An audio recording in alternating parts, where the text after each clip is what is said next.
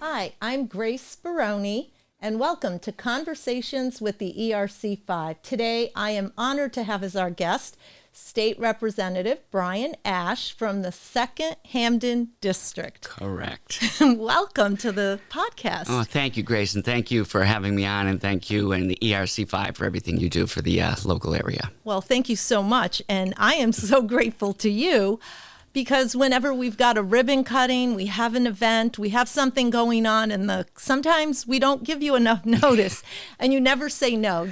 You're always there, and we are so grateful to have you as a supporter. Thank you so much.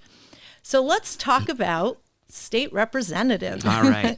What inspired you? What led you in this direction? So a couple of things. One, when I was younger, I was involved. I lived in Springfield. That's where I grew up, in the Forest Park area. And I got involved in just local city councilor campaigns, holding signs. But really, in college, my father ran for Register of Deeds and won my freshman year. And that kind of introduced me because I went to a lot of events, so I'd meet a lot of the local politicians. And I always thought it was something that was beyond my reach. And then I moved to Longmeadow 30 years ago, and I ran for select board. There was an opening, and a friend of mine said, you should run. And I got involved there, and I enjoyed what I was doing. But a selectman job is very difficult because you have a full-time job, and then you leave, and you go do that. And it can be very taxing, yeah. So, but I loved what I was doing. And then I actually ran for state senator in 2006, and had unsuccessful, but I did well. And then the next term, the state rep seat opened, so I decided to give it a try. And I told my wife after being in there that it was the perfect job for me. I love working with people. I love talking to anybody. I don't care, if it's somebody homeless, if it's a millionaire, or anybody in between. I just enjoy talking and helping people. Well, you do. You have that, you're just very genuine in your want to help others. Thank you. And that is greatly appreciated and something that's much needed. And if we can just circle back for a second, the Second Hampden District. Yes. So I got my districts a little confused. So I'm going to ask you if you could explain to the audience what the Second Hampden District covers. So the Second Hampden District has all of Longmeadow. It has 2 precincts in Springfield, 6C and B, right around the Forest Park area. It has 4/5 of East Longmeadow, all of Hampden, and 2/3 of Munson. And that just changed last year. So I'll go quickly, but every 10 years when we do the census, our seats, there's 160 state reps in the state, 40 state senators, and they try to keep everybody with a similar amount of constituents within I think it's a 2.5% leeway either way. So if your population grows too much, you might lose part of your district. If your population goes down too much, you might gain part of somebody else's district. So I used to have all of Munson. Now Rep. Pupolo has 1/3 of Munson. And I used to have Springfield when I started. Then I lost it for 10 years. Now I have it back, which I really love. One, it's where I grew up. And two, just to have a say and be part of the city of Springfield. Because, as you know, Springfield is, that's what everything revolves around Springfield in our area. So very true. And I'm thank you for clarifying that, because we also have you have a lot of constituents out there who may be uncertain about who their representatives are. And I know with our coffee hours, folks are just surprised that, you have local office hours. Yeah. I didn't know you had an office.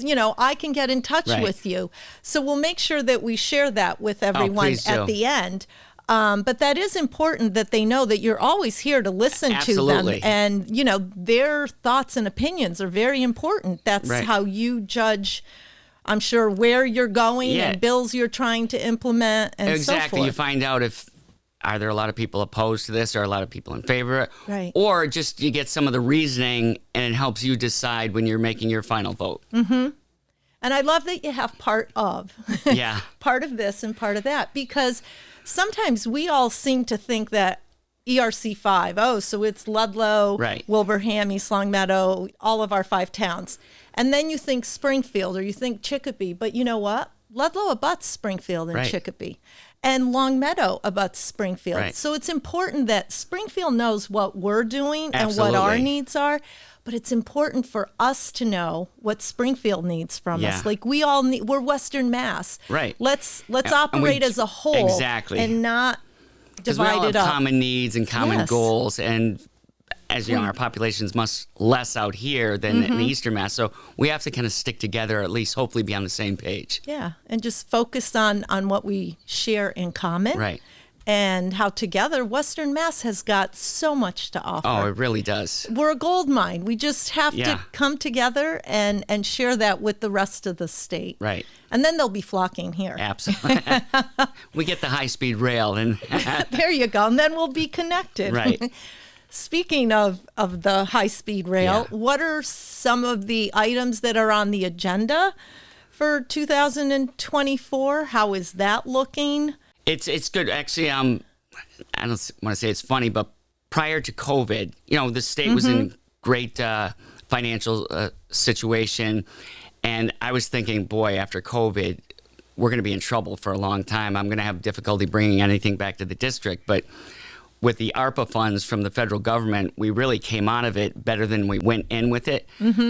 So it's really helped us out a lot that we've been able to take care of things that maybe would have taken another 5-10 years to get to, different projects. So I'm very happy that the speaker has been great out here and really helping us bring money back for things that matter to the people, whether it's something small or whether it's a large project, you know, a new, you know, businesses out here, and really puts us good in the next 5-10 years out. Puts us in a good place. Yes, financially, absolutely. So that's wonderful. Yeah, it really is. That helps tremendously, yeah, right? because it's even some of the little things you do, it makes a big difference in the local businesses. So, because you said Speaker Yes. of the House, how do you foster collaboration and bipartisan with your colleagues? Because it seems to be something that's lacking, and I don't want to get political or anything, but and that's okay. really important. And I'll be honest with you, you know, if you watch the national news, it's crazy. And It's Right. chaotic and it's sad. We're pretty good in Massachusetts that, you know, we're a state, we're dominated mostly Democrats in the House and the Senate, and currently the governor. But we work well with our Republican counterparts, and we have good relationships with them. And the speaker, whether it's our current speaker, Mariano, or our last one, Speaker DeLeo, they've always tried to make sure that everybody gets a fair shake. So just because you're in the minority party doesn't mean you shouldn't be able to do things for your district. So they try to make sure they take care of them. But it's like anything else in life. You got to build relationships. And, you know, I've been in there 15 years now, and that's one of the benefits of being in there is that you get to know people. So if there's a vote coming up that it really benefits Western Mass or my district, I can call my friends in Central or Eastern Mass and say, hey, this is really important to me. I'd like your vote on it. And it works out great that way. Like anything else, if you're good to people, you're honest with people, and they trust you, and you can build a good relationship over years, you can get a lot of things done. And that's so good to hear, because that's what we need to hear. Absolutely. If you, again, turn on the national news, Yeah. you don't get that part of it. And it is refreshing to know that we all as a state do come together. We do. And that, you know, different parts of the state will listen to what our needs are. And together we can do great things. And the speaker, the current and last speaker have been great about coming out here. Yes. Our current governor, even the last two governors have been great about spending time out in Western Mass and really understanding, because you know that Western Mass is completely different than Central Mass, which is completely different from Eastern Mass. And unless you know it, every now and then we'll get a colleague comes out here for something and they're amazed. They think, you know, we're like ringing the old phone like, can you get me a Klondike 5? That is so true. And they're impressed with what we have to offer out here, how beautiful it is. Yes. Less traffic, but we still have great things out here, whether, you know, the Hall of Fame, get MGM, get some great attractions to bring people into the city or the greater Springfield area, Pioneer Valley. Right, we do. We were just talking about that. It's like, how lucky are we here? In a small area, we have Forest Park Zoo, we have Lupa Zoo in Ludlow, and then we have a couple of petting zoos. There's just so much on a weekend that you can get out there and do You're right. Right in your own backyard. We just sometimes, I guess, because it's in our own backyard, we don't see the possibilities. You're right. But they're endless. And I'll just quickly, I say, the Hall of Fame. I love basketball. I love sports. I'd never even gone to the Hall of Fame until I was probably 30 years old, or in my late 20s. I went with my wife, and I was like, oh my God, I can't believe I don't go here. Now I try to go every year. I go to the enshrinement. I go to any activities, and like, this is in our backyard, and it really is a treasure. Yeah. And MGM, I'm not a big gambler, but I love entertainment. And to have, comedy, music, downtown Springfield, it's great. I don't mind going to Boston here, but you don't want to drive home after you see a show, whether it's, in Connecticut or Eastern Mass. True. So it's nice when you're, 5-10 minutes away. Yeah. And quality programming. Head down there and you've got it all. You really do. Wow, we could be doing a podcast for tourism right. in Massachusetts. So folks, if you've got nothing to do this weekend.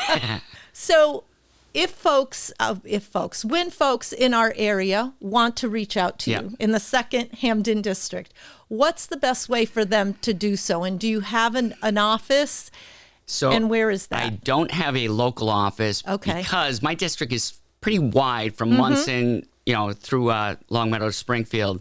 So my chief of staff, Robin Frechette, does office hours in each of the communities at the senior center. Oh, wow. And we have them every month. They're posted usually in, whether the local bulletins, and it'll tell them when the hours are. And people have, the opportunity to go in there if they have an issue. If they need to see me, Robin will make an appointment.